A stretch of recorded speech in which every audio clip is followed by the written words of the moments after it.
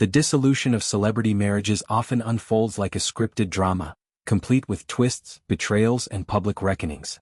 But few stories carry the raw, unvarnished edge of Lily Allen and David Harbour's saga, a union that began with sparks of brutal honesty and ended in a blaze of lyrical accusations.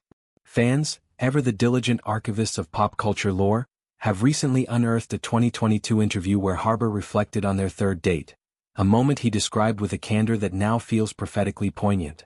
What was once a footnote in their whirlwind romance has resurfaced as a Rosetta Stone for decoding the extraordinary dynamics that both bonded and broke them. At 50 and 40 respectively, Harbour and Allen navigated a relationship that blended Hollywood glamour with British wit, only to see it unravel amid whispers of infidelity and open arrangements gone awry. Their story kicked off in 2019, against the backdrop of London's foggy allure, when Harbour was in town filming Black Widow. A chance swipe on a dating app, Raya, the exclusive haunt of the elite, brought the Stranger Things star and the Smile singer together. Allen would later joke that she fell in love at first sight, a claim Harbour playfully dismissed with self-deprecating charm. I mean, who wouldn't? But it was their third outing that etched itself into lore.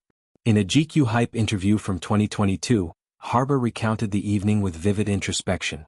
He was in a phase of radical transparency, vowing to lay bare his truths without filter.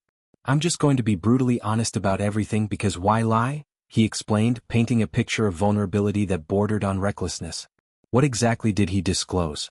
Harbour alluded to revelations about his life and beliefs, details shrouded in mystery but heavy with implication.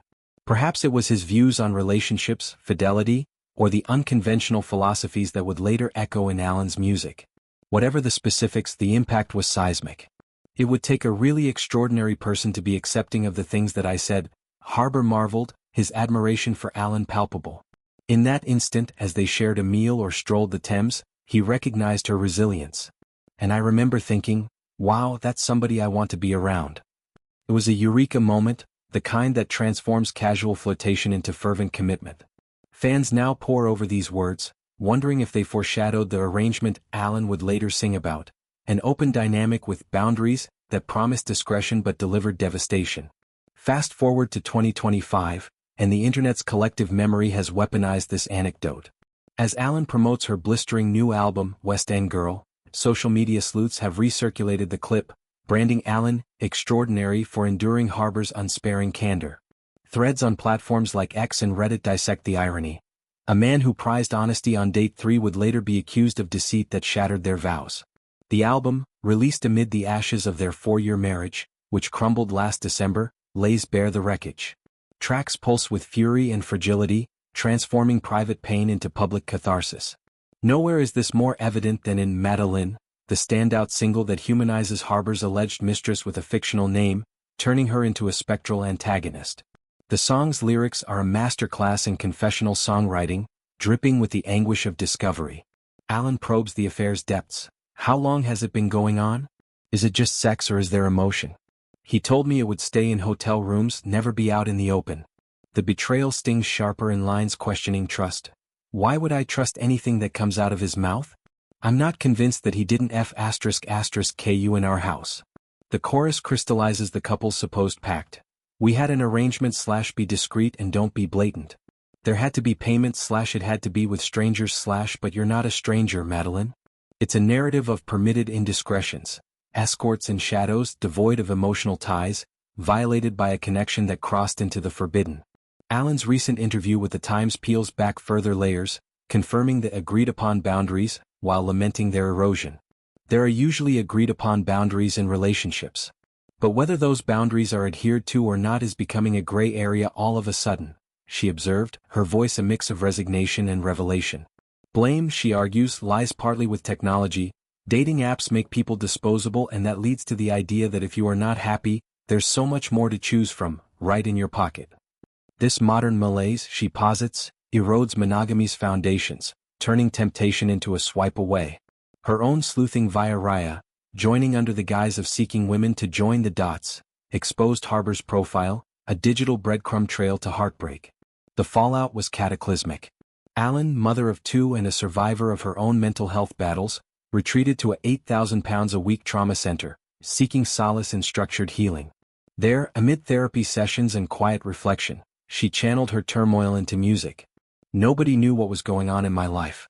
So I got into the studio, cried for 2 hours and then said, "Let's make some music," she shared, framing the album as therapeutic exorcism. Raised by comedic titans, Father Keith Allen and stepfather Harry Enfield, she inherited a knack for alchemizing pain into punchlines. "I hide in music. It is the musical version of what I do in my life," she confessed, blending levity with lacerating truth. Speculation swirls around the album's veracity, with fans likening Madeline to Beyoncé's Sorry and its enigmatic Becky with the good hair. Allen admits to artistic license, but insists core experiences bleed through. "But yes, there are definitely things I experienced within my relationship that have ended up on this album." The track's spoken interludes, voiced as texts from Madeline, add a chilling verisimilitude. She pleads, "Our relationship has only ever been about sex / I can promise you that this is not an emotional connection. We don't speak outside of the time we spend together / and whenever he talks about you, it's with the utmost respect." Later, empathy creeps in. "I hate that you're in so much pain right now / I really don't want to be the cause of any upset. He told me you were aware this was going on and that he had your full consent." The plea culminates in a moral standoff. "If he's lying about that, then please let me know / because I have my own feelings about dishonesty / lies are not something that I want to get caught up in." This epistolary drama elevates Madeline beyond mere diss track, inviting listeners into a web of complicity and confusion. Fans debate whether Madeline is a composite or a real figure, her anonymity fueling the intrigue. Harbour, notably silent amid the storm, has yet to respond publicly, leaving his brutal honesty phase to haunt the narrative. Their split, announced with clinical detachment, cited irreconcilable differences, but Allen's music paints a vivid portrait of emotional carnage.